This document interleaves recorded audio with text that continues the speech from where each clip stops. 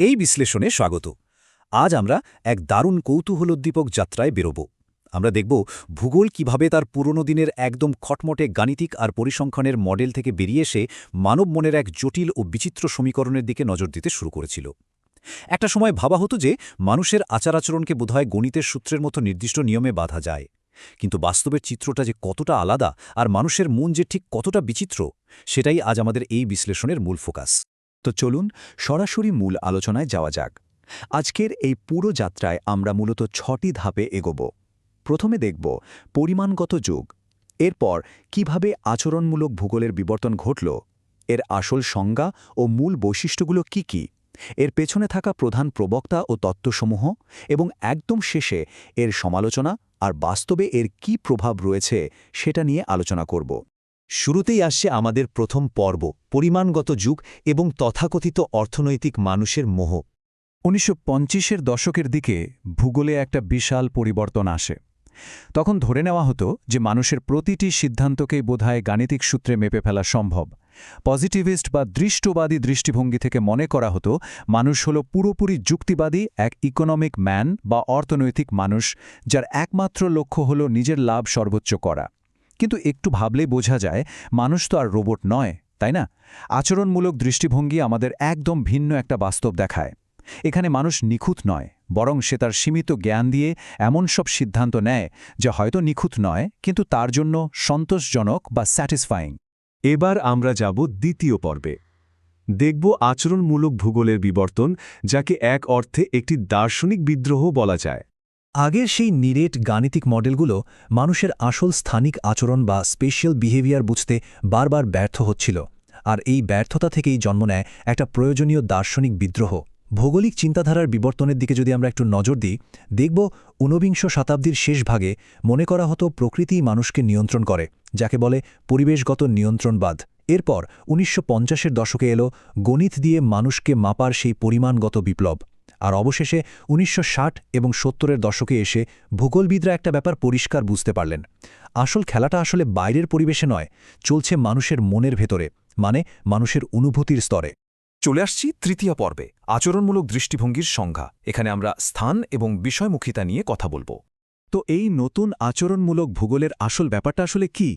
এখানে বাহ্যিক বা বাইরের জগতের চেয়ে মানুষের মনোগত বা সাবজেক্টিভ দৃষ্টিভঙ্গিকে অনেক বেশি গুরুত্ব দেওয়া হয়। আর এটা বুঝতে হলে এই এসওআর বা উদ্দীপনা জীব প্রতিক্রিয়া মডেলটা বোঝা খুব জরুরি।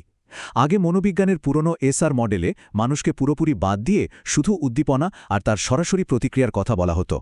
কিন্তু ভূগোলের এই নতুন আচরণমূলক দৃষ্টিভঙ্গিতে ওই দুটোর মাঝখানে ও বা অর্গানিজমকে যুক্ত করা হলো। তার মানে হলো বাইরের পরিবেশ যখন আমাদের কোনো উদ্দীপনা বা স্টিমুলাস দেয়, তখন আমাদের নিজস্ব আবেগ, প্রেরণা এবং উপলব্ধির ফিল্টার হয়েই কিন্তু আমাদের ফাইনাল প্রতিক্রিয়াটা তৈরি হয়। এরপর আমাদের চতুর্থ পর্ব, এই দৃষ্টিভঙ্গির মূল বৈশিষ্ট্য ও লক্ষণগুলো কি এবং দ্বৈত পরিবেশ বলতে আসলে কি বোঝায়, চলুন সেটা দেখে নিই। এই নতুন যুগের ভূগোলবিদদের গবেষণার মূল উদ্দেশ্যগুলো খেয়াল করলে একটা দারুণ ব্যাপার চোখে পড়বে। বিশাল কোনো সমাজ বা বড় গোষ্ঠীর বদলে এখানে একজন একক ব্যক্তি বা ডিসিশন মেকারের উপর সবচেয়ে বেশি জোর দেওয়া হয়েছে।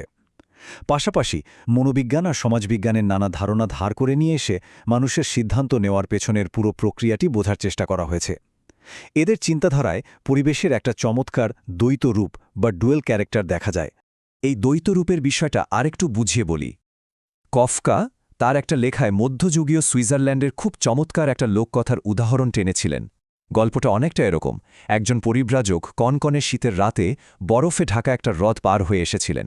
তিনি পুরোটা রাস্তা ভেবেছিলেন যে ওটা বুঝি সাধারণ কোনো সমতল প্রান্তর, কিন্তু পরে যখন তিনি শুনলেন যে ওটা আসলে একটা গভীর হ্রদ ছিল, তখন ভয়ে হার্ট অ্যাটাক করেই তার মৃত্যু হয়। কি অদ্ভুত, তাই না?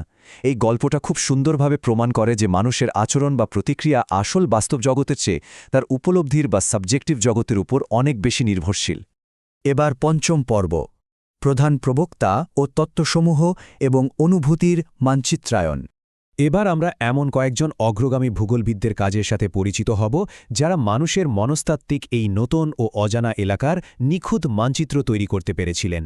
কিন্তু তার আগে একটা যুগান্তকারী প্রশ্ন পুরনো সব ধারণাকে চ্যালেঞ্জ করে বসল।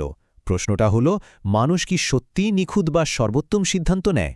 আমরা কি আসলেই সবসময় সবচেয়ে লাভজনক কাজটাই করি, নাকি আমাদের চিন্তা করার ক্ষমতারও একটা নির্দিষ্ট সীমারেখা আছে?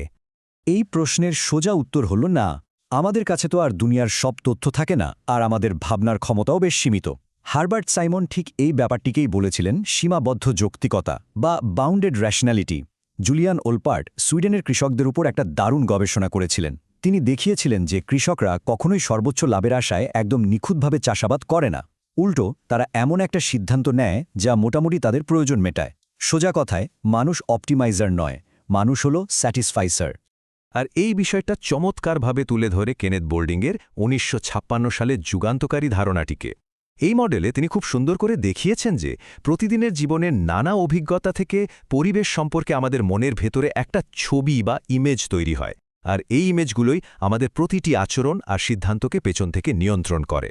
সবচেয়ে কৌতূহলোদ্দীপক বিষয়টা হল অ্যালেন প্রেডের ১৯৬৯ সালের তৈরি করা সিদ্ধান্ত গ্রহণের আচরণমূলক ম্যাট্রিক্স।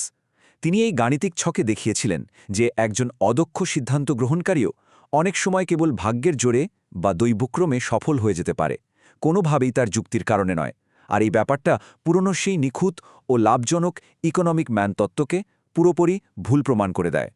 এই তাত্ত্বিক আলোচনাগুলো যে শুধু খাতা কলমে সীমাবদ্ধ ছিল তা কিন্তু নয়। রবার্ট কেটস ১৯৬২ সালে এটিকে বাস্তবে রূপ দেন। তিনি দেখিয়েছিলেন বন্যার মতো প্রাকৃতিক দুর্যোগের সময় মানুষ আসলে কিভাবে ঝুঁকি উপলব্ধি করে এবং সেই অনুযায়ী সিদ্ধান্ত নেয়। অন্যদিকে পিটার গোল্ড আর রডনি হোয়াইট মানসিক মানচিত্র বা মেন্টাল ম্যাপ নিয়ে কাজ করেন। তারা প্রমাণ করে দেখান যে আমাদের মনের ভেতরের এই মানচিত্রগুলোই স্থান এবং পরিবেশের সাথে আমাদের দৈনন্দিন মিথস্ক্রিয়া বা ইন্টারঅ্যাকশন ঠিক করে দেয়। দেখতে দেখতে আমরা চলে এসেছি একদম শেষ পর্বে, সমালোচনা এবং প্রায়োগিক ঐতিহ্য। এখানে আমরা তত্ত্ব ও প্রয়োগের মাঝখানের ব্যবধান নিয়ে আলোচনা করব।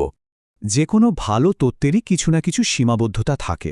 আর্থার কোয়েসলারের এই তীক্ষ্ণ উক্তিটি আসলে আচরণমূলক ভূগোলের জন্য একটা বড় সতর্কবার্তা। এই শাখার অনেক ডেটাই সংগ্রহ করা হয়েছিল পরীক্ষাগারের প্রাণীদের, বিশেষ করে ইঁদুরের ওপর গবেষণা করে। কোয়েসলার যুক্তি দেন যে খাঁচায় বন্দি একটা প্রাণীর আচরণের ফলাফল দিয়ে জটিল মানবীয় আচরণ পরিমাপ করার এই চেষ্টাটা চরম ভুল এবং বিপজ্জনক। এটি মানুষের ইঁদুর সদৃশ দৃষ্টিভঙ্গি বা র্যাটোমরফিক ভিউ তৈরি করেছে। এছাড়াও এই আন্দোলনের আরও বেশ কিছু পদ্ধতিগত ত্রুটি ছিল। খেয়াল করলে দেখা যাবে এর গবেষণাগুলো মূলত উন্নত দেশের শহরের মানুষদের উপর ভিত্তি করেই করা হতো।